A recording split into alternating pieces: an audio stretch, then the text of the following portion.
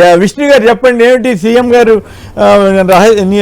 Pawan Kalyan effect అయినా రహస్యంగా నిధులు రిపోర్ట్లని రహస్యంగా పెడతాం, మంత్రుల మీద వచ్చిన ర్యాంకులు ఇవన్నీ అని అంటున్నారు.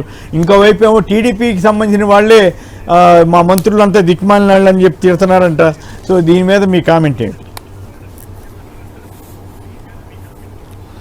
సార్? ఇప్పుడు రాష్ట్రంలో ప్రభుత్వం మీద, కూటమి ప్రభుత్వం మీద ప్రజలు ముప్పేట దాడి చేస్తున్నారు సార్. ప్రజలు, వివిధ వర్గాలు, తెలుగుదేశం పార్టీ వాళ్ళు, ఈ సమాజంలో ఉన్నటువంటి అనేక వర్గాల వాళ్ళందరూ కూడా ఈ ప్రభుత్వం మీద చేస్తున్నారు. వైఎస్ఆర్ కాంగ్రెస్ పార్టీతో పాటు దానికి ఉదాహరణే ఈరోజు పత్రికలో వచ్చినటువంటి వార్తలు. అలాగే ఇప్పుడు జరుగుతున్నటువంటి కలెక్టర్ల సమావేశం 7 సార్లు ఆంధ్రప్రదేశ్లో ఈ ప్రభుత్వం వచ్చిన తర్వాత 7 పర్యాయాలు జరిగింది. 7 పర్యాయాలు కూడా ఈ రకరకాలైనటువంటి ఎజెండాలతో, రకరకాలైనటువంటి ఇష్యూస్తో, రకరకాలైనటువంటి సమస్యల పరిష్కారం కోసం జరగాల్సినటువంటి కలెక్టర్ల సమావేశం ప్రధానంగా చర్చించాల్సినటువంటి అంశాలు ఏంటంటే ఆంధ్రప్రదేశ్లో శాంతి భద్రతల సమస్య కానీ, ఆంధ్రప్రదేశ్లో రైతాంగ సమస్యలు కానీ, ఆంధ్రప్రదేశ్లో ప్రజలు తాగునీటి సమస్య కానీ, ఆంధ్రప్రదేశ్లో ఉన్నటువంటి ఇతర విద్యార్థుల ఫీజు రియంబర్స్మెంట్ సమస్య కానీ, ఇలాగ అనేక ఇమ్మీడియట్గా ప్రభుత్వము కలెక్టర్లు చర్చించాల్సినటువంటి సమస్యలు చాలా ఉంటే అవన్నీ కూడా పక్కన పడేసి ఫైల్స్ ర్యాంకింగ్ గురించి అంతంతసేపు చర్చిస్తున్నారని అంటే అసలు ఈ ప్రభుత్వం గుడ్ గవర్నెన్సా బ్యాడ్ గవర్నెన్సా అర్థం కావట్లేదు. ఎందుకంటే ఫైల్స్ అనేది 24 గంటల్లో క్లియర్ కావాలి అని అంటున్నారు. అది ఇంటర్నల్గా మీరు చెప్పండి, కానీ మీ పాలసీ ఏంటి, మీ విధానం ఏంటి, మీరు ఎన్నికల్లో ఇచ్చినటువంటి మాట ఏంటి, మీరు ఎన్నికల్లో ప్రజలకు ఏం మాట ఇచ్చి గెలిచారు, దాని మీద మీరు మాట్లాడకుండా ఈ కలెక్టర్ల సమావేశం అంతా కూడా కాలక్షేపం కబుర్లాగా ఉంది. భాస్కర్ నిన్న ఐటీ సెక్రటరీ చెప్తా ఉంటే ఈ ర్యాంకింగ్ నుంచి అదేదో పెద్ద కాలక్షేపం చేస్తూ లాస్ట్లో ప్రజాప్రతినిధుల గురించి, మంత్రుల ర్యాంకింగ్ గురించి వస్తే అది వద్దులే, దాని మీద ఏదో రాజకీయం చేస్తారని అంటే వరస్ట్ క్యాబినెట్గా ఇది మనం చెప్పచ్చు. దీంతోపాటు కలెక్టర్లు కూడా పాజిటివ్గా పబ్లిక్ సంబంధించిన ఇష్యూస్ని ఏ రకంగా పరిష్కరించాలి అని చెప్పని రోడ్లకి డబ్బులు లేవు అని చెప్తున్నారు. మన మీద వైఎస్ఆర్ కాంగ్రెస్ పార్టీ ప్రభుత్వం మీద రోడ్లు వేయలేదు చెప్పినటువంటి ఈ ప్రభుత్వము ఈ రోజు కలెక్టర్లు చెప్తున్నారు రోడ్లు వేయలేదు, రోడ్లకు డబ్బులు లేవు అని చెప్పని. అంటే అప్పుడు ఆదేశిస్తారనమాట ముఖ్యమంత్రి గారు ఫైనాన్స్ డిపార్ట్మెంట్ని రోడ్లకు డబ్బులు ఇవ్వండి అని చెప్పని.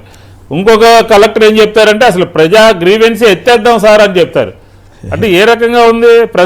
ప్రజలు చెప్పుకునేది కలెక్టర్లకి, ఆ కలెక్టర్లు పబ్లిక్ గ్రీవెన్స్ ఎత్తేద్దాం సార్ ఈ సిస్టమ్ అని చెప్పని అంటున్నారు. ఇంకొక సీసీఎల్ఏనేమో అసలు జగన్మోహన్ రెడ్డి గారు ఇచ్చినటువంటి పట్టాలు 30 లక్షల మంది పట్టాలు ఫేస్ వైజ్గా మొదటి దశలో 15,000, రెండో దశలో 7,000, మూడో దశలో 7,000, 30,000 మందికి ఇల్లు కట్టించాలి అని చెప్పిన ఒక ప్రణాళికాబద్ధంగా హౌసింగ్ స్కీమ్ తీసుకొస్తే కొంతమంది ముందుకు రావట్లేదని వంక చెప్పి ఆ రిజిస్ట్రేషన్ అయినటువంటి పట్టాలని కూడా రద్దు చేయొచ్చు అని చెప్పి సీసీఎల్ఏ సలహా ఇస్తే కలెక్టర్ల సమావేశంలో ఈ గౌరవ ముఖ్యమంత్రి ఏం చెప్తారండి? దాని గురించి 2-3 అందరూ కలిసి దాని మీద నిర్ణయం తీసుకుని నా దగ్గర రండి అంటే ఇచ్చినటువంటి పట్టాలని రద్దు చేయాలి అని చెప్పి నిర్ణయం తీసుకోమని చెప్పి కలెక్టర్ల సమావేశంలో మీరు చెప్తారా? ఇదేనా మంచి ప్రభుత్వము?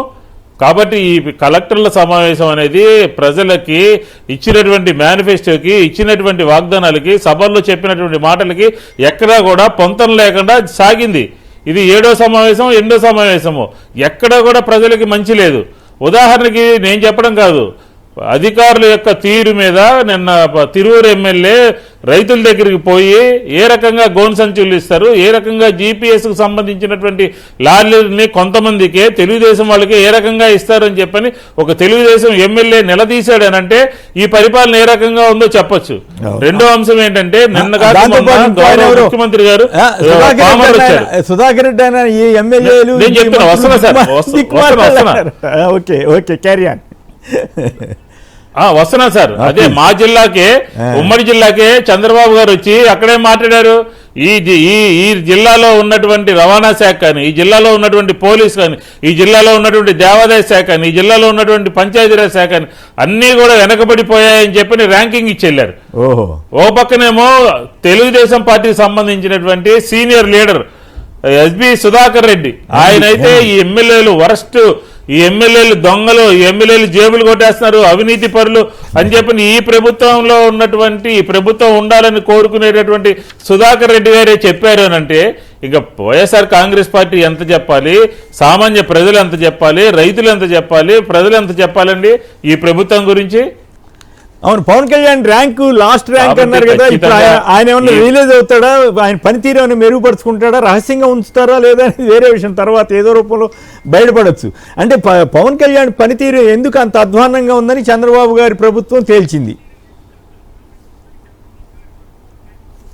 సార్ ఇప్పుడు ఈ సమావేశాల్లో కాదు, గతంలో జరిగినటువంటి అనేక సమావేశాల్లో ఈ ఫైల్స్ క్లియరెన్స్లో కానీ ఇతర పెర్ఫార్మెన్స్లో కానీ పంచాయతీరాజ్ శాఖ కానీ పవన్ కళ్యాణ్ గారి శాఖ ఆయన చేస్తున్నటువంటి దాంట్లో అనేక రకాలైనటువంటి అన్నీ కూడా బయటపడ్డాయి, అనేక రకాలుగా ర్యాంకింగ్ ఇచ్చారు.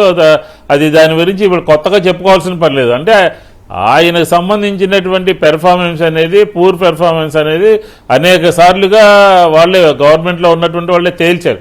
ఇక దాని గురించి మనం పెద్దగా మాట్లాడుకోవసరం లేదు. ఎందుకంటే ఆయన ఏదో పని చేస్తారో లేదో ఏంటో తెలియదు, ఆయన వ్యవహారం ఏంటో తెలియదు, ఆయన రాజకీయం ఏంటో తెలియదు. ఆయన మాత్రం ఊరికినే మద్దతుదారుడుగానే మిగిలిపోయాడు తెలుగుదేశానికి, తెలుగుదేశం కూటమికి తప్ప ఏం జరుగుతుందో తెలియనటువంటి పరిస్థితుల్లో ఆయన ఉన్నాడు. ఆయన గురించి పెద్దగా మనం మాట్లాడుకోవడం కూడా అనవసరం. పూర్ పెర్ఫార్మెన్స్ అని అనేక సందర్భాల్లో ఇచ్చారు. ఈ రకంగా జరుగుతోంది. కాబట్టి ఇప్పుడు ఈ కలెక్టర్ల సమావేశం ఎక్కడా కూడా పబ్లిక్ ఇష్యూస్ని ఎక్కడా కూడా అటెండ్ అయినటువంటి పరిస్థితి అయితే లేదు 2 రోజుల పాటు. అలాగే పోలీసు వ్యవస్థ కూడా ఆంధ్రప్రదేశ్ లో అన్ని డిపార్ట్మెంట్ల కన్నా దిగజారిపోయింది. అంటే మీరు ఆ మాట అన్నారు కాబట్టి ఏకపక్షంగా మనమే కాదు, మీరు ఆ మాట అన్నారు కాబట్టి 2 విషయాలు మీకు దృష్టికి తీసుకొస్తాను. రాజకీయ ఆయుధంలో పోలీసులను వాడుకుంటున్నారు. వైసీపీ అధ్యక్షుడు మాజీ సీఎం వైఎస్ జగన్ మండిపాడు.